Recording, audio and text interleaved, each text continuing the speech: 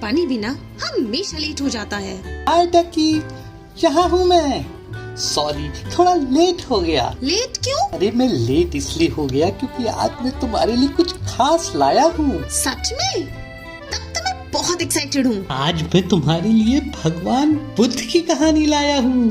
गौतम बुद्ध की? मैंने तो इनके बारे में बहुत कुछ सुना हुआ है। अब तो मैं और भी ज्यादा एक्साइटेड हूँ। जल्दी सुनाओ ना प्लीज। हाँ सुनाता हूँ, तो सुनो। बहुत समय पहले भारत में कपिलवस्तु नाम का एक राज्य था।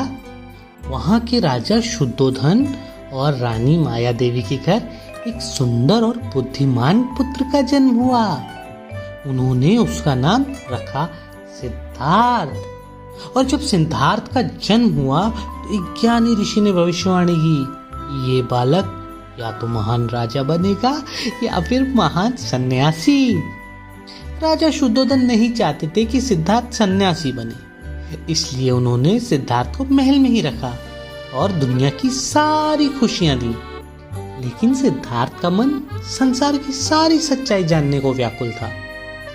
एक दिन सिद्धार्थ ने महल से बाहर जाने की इच्छा प्रकट की। राजा ने उन्हें 4 सुंदर पक्षियों में बिठाकर बाहर भेजा। पहले दिन उन्होंने एक बूढ़े आदमी को देखा जो बहुत कमजोर और थका हुआ था। दूसरे दिन उन्होंने एक बीमार आदमी को देखा जो बहुत दुखी था। तीसरे दिन उन्होंने एक शव यात्रा देखी और चौथे दिन उन्होंने एक सन्यासी को देखा जो बहुत शांत और प्रसन्न था। इन सब दृश्यों को देखकर सिद्धार्थ सोच में पड़ गए। उन्होंने समझा कि दुनिया में दुख, बीमारी, बुढ़ापा और मृत्यु जैसी समस्याएं हैं और उनका समाधान खोजना आवश्यक है। इसलिए सिद्धार्थ ने अपने घर, परिवार और राज्य को त्याग दिया और सच्चाई की खोज में निकल पड़े।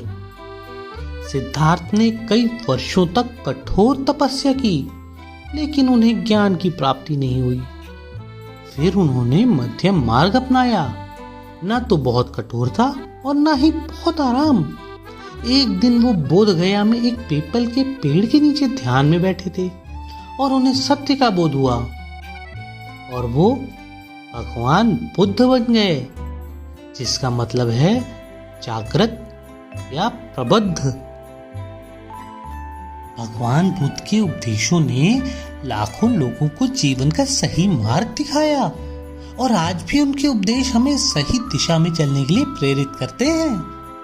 तो बच्चों, ये थी भगवान बुद्ध की कहानी और हमें इस कहानी से ये सीख मिलती है कि सच्ची खुशी और शांति बाहरी चीजों में नहीं, बल्कि अपने अंदर की अच्छाई और सच्चाई को पहचानने में है। हमें भी हमेशा सही मार्ग पर चलना चाहिए और दूसरों की भलाई के लिए काम करना चाहिए, है ना? न्यू पोएम्स और स्टोरीज देखने और सीखने के लिए हमें सब्सक्राइब कीजिए और पसंद आने पर लाइक, कमेंट और शेयर कीजिए। बाय।